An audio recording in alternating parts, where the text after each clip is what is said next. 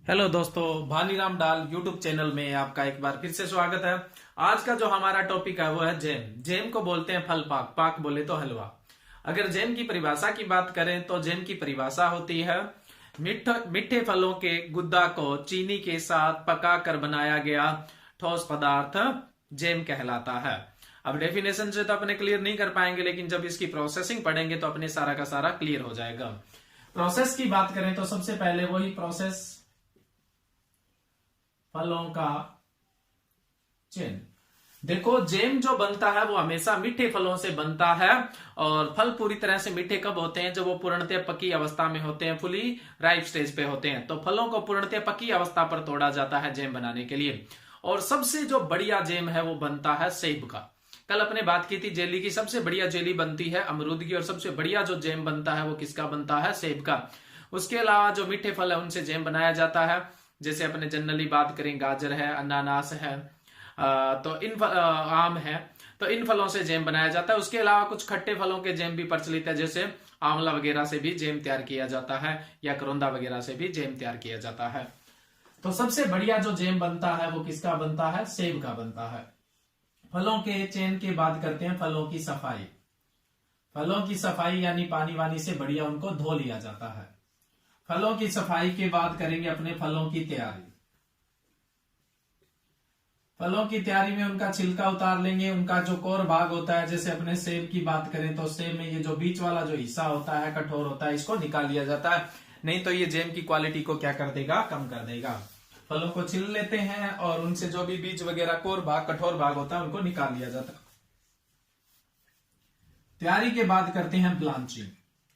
देखो, कल बताया था आपको मैंने जेली के टॉपिक में बताया था ब्लांचिंग क्या होता है। फल और जो सब्जियां हैं जिनकी प्रोसेसिंग करते हैं, उनको प्रोसेसिंग से पहले जस्ट तैयारी के बाद 2 से 5 मिनट के लिए पानी में गर्म कर लिया जाता है, पानी में बॉईल कर लिया जाता है, जिससे उनके सभी एंजाइम निष्क्रिय हो जाते हैं, जिससे वो काटने के बाद ऑक्सीकरण नहीं होता। ऑक्सीकरण के कारण रंग खराब नहीं होता। जैसे आप सेब को काट के रख देते हो तो उसका रंग कैसा हो जाता है? भूरा हो जाता है। लेकिन आप उसको बॉईल करके रख दोगे तो क्या होगा? सभी एंजाइम निष्क्रिय हो जाएंगे, ऑक्सीकरण होगा नहीं। सेब हमेशा ऑक्सीकरण के कारण ही काला होता है। ऑक्सीकरण नहीं होगा तो वो काला नहीं पड़ने वाला। एक तो ये फायदा।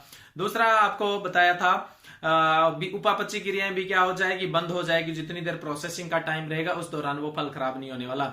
तीसरा, फल कुछ क्या हो जाएगा? सॉफ्ट हो जाएगा, जिससे जो प्रोडक्ट बनेगा वो फिनिश प्रोडक्ट बनेगा। कई बार स्कूल कॉलेज में अपने जब प्रैक्टिकल करते हैं तो जैम में ढेले से बन जाते हैं, वो कम ब्लांचिंग के कारण भी हो जाता है। ब्लांचिंग करने के बाद फलों को पूरी तरह से क्रश कर लेंगे, यानी उनका गुद्दा तैयार कर लेंगे। अब फल, गुद्दा तथा चीनी को साथ मिलाकर पकाना शुरू कर देंगे। जैसा जेली में बताया था आपको, चीनी सारी एक साथ नहीं मिलाते हैं। जो अपने बर्तन काम में लिया है उसमें पल्प डाल के चीनी की 1/3 मात्रा पहले डालते हैं, फिर धीरे धीरे धीरे धीरे चीनी मिलाते जाते हैं। एक साथ आप चीनी डालोगे तो जैसे बात कर रहे थे अपने जेली वाले में, तो ये बर्तन के पास चीनी लग जाएगी और वो चीनी क्या हो जाएगी? जल जाएगी। तो चीनी कैसे रंग की हो जाएगी? भूरे रंग की हो जाएगी, ब्राउन कलर की हो जाएगी, जिसको क्रिमिलाइजेशन कहते हैं, यानी चीनी भूरी हो जाएगी। अब ये क्रिमिलाइजेशन यानी चीनी जल गई है, तो अब ये चीनी घुलेगी नहीं। जब आप जैम खाओगे तो ये दांतों के नीचे चीनी आएगी, जिससे इसकी जो टेक्सचर होगा वो क्या होगा? हमें अच्छा नहीं लगने वाला। तो फल और गुद्दा व चीनी को साथ मिलाकर पकाना शुरू कर देंगे। शुरू में 1/3 भाग चीनी का डालेंगे, फिर धीरे धीरे अपने चीनी ऐड करते जाएंगे। अब देखो, फल गुद्दा कितना होना चाहिए जैम में? फल गुद्दा, रस प्लस जो ठोस होता है वो फल गुद्दा होता है। तो फल गुद्दा होना चाहिए जैम के अंदर 45%। कल अपने जेली के अंदर बात की थी, जेली बनती है फल रस से और जैम बनता है फल के गुद्दा से, यानी ठोस भाग भी ठोस भाग होता है साथ में।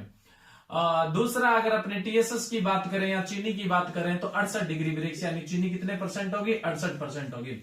68 डिग्री ब्रिक्स अपने चीनी डालेंगे।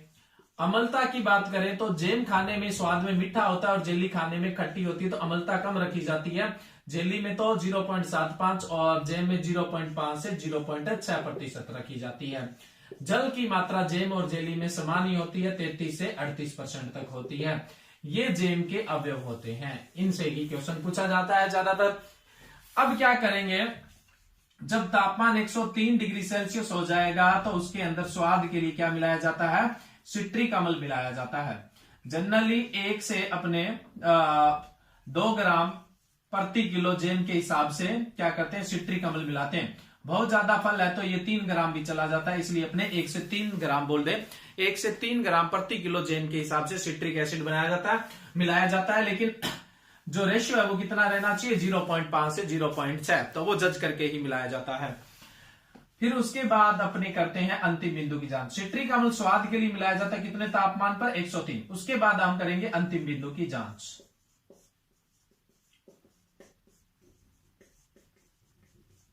देखो अंतिम बिंदु की जांच करने के लिए एक तो हमारे पास है टीएसएस टेस्ट। टीएसएस जो परीक्षण है कुल घुलनशील ठोस, टोटल सोल्यूबल सॉलिड परीक्षण। जब जैम में टीएसएस 68 डिग्री ब्रिक्स हो जाए तो समझो जैम पककर तैयार है। जैसे जेली में कितना था, 65 था। दूसरा है अपना तापमान परीक्षण। तापमान परीक्षण क्या होता है, जब तापमान 105 डिग्री सेल्सियस हो जाए तो समझो जैम पककर तैयार है, यह है दूसरा तापमान परीक्षण। तीसरा है भार परीक्षण। भार परीक्षण वही है सेम जो जेली के अंदर अपने बात कर रहे थे। आपने जैम बनाने के लिए जितनी चीनी की मात्रा ली है, अगर उससे वजन 1.5 गुना हो जाता है तो समझो क्या है, जैम पककर अपना तैयार हो गया है। चौथा होता है बूंद परीक्षण। देखो जैम और जेली के अंदर ये 3 टेस्ट तो एक जैसे, ये टीएसएस, तापमान और भार परीक्षण, ये जैम और जेली के अंतिम बिंदु जांच के लिए तीनों ही काम में लेते हैं। लेकिन जेली में हमने एक पढ़ा था सीड टेस्ट, वो जैम के लिए काम में नहीं लेते। और जैम में है एक बूंद परीक्षण यानी ड्रॉप टेस्ट। ड्रॉप टेस्ट क्या होता है, जैम लिया अपने चम्मच में और जो पानी है बीकर में आपने पानी लिया, उसमें जैम की एक बूंद गिराएंगे। अगर जैम की बूंद तुरंत जाके सीधा नीचे जाके पेंदे में तले के अंदर बैठ जाती है तो समझो जैम पककर तैयार है। बूंद गिरते ही पानी में घुलने लगती है, डाइल्यूट होने लगती है, तो समझो अभी जैम को और पकाने की जरूरत है। तो ये हो गया बूंद परीक्षण या ड्रॉप टेस्ट। उसके बाद हम क्या करेंगे, पैकिंग। जैम और जेली की जो पैकिंग की जाती है वो कांच के जार में की जाती है। कल अपने जेली वाले टॉपिक में भी बात की थी। नेक्स्ट बात है भंडारण। कोई भी प्रोसेसिंग प्रोडक्ट है उसका भंडारण ठंडे व नमी रहित स्थान पे करते हैं। गर्म स्थान पे करोगे तो उसमें स्मेल आने लग जाएगी, और नमी वाले स्थान पे करोगे तो वहां कवक लगने के ज्यादा चांसेस रहेंगे। इसलिए प्रोसेसिंग प्रोडक्ट को हमेशा ठंडे व नमी रहित स्थान पर भंडारित किया जाता है। तो ये पूरी कंप्लीट जैम की प्रोसेस होगी। जैम हमेशा मीठे फल से बनता है और जेली हमेशा खट्टे फलों से बनाई जाती है। जेली के लिए पैक्टिन जरूरी होता है, लेकिन जैम के लिए पैक्टिन जरूरी नहीं होता है। जैम के लिए सबसे बढ़िया फल है सेब और जेली के लिए सबसे बढ़िया है अमरूद। जैम के लिए आप फल की तुड़ाई करते हो पूर्णतः पकी अवस्था में, और जेली के लिए तुड़ाई करते हो आप अर्ध पकी अवस्था में। जो जैम होता है वो फलों के गुद्दे से बनता है, और जेली होती है वो फलों के रस से बनती है। जैम में टीएसएस 68 डिग्री ब्रिक्स होता है और जेली के अंदर 65 डिग्री ब्रिक्स होता है। जो जैम होता है उसमें अम्ल कम होता है, 0.5 से 0.6% होता है, और जेली के अंदर 0.75% होता है।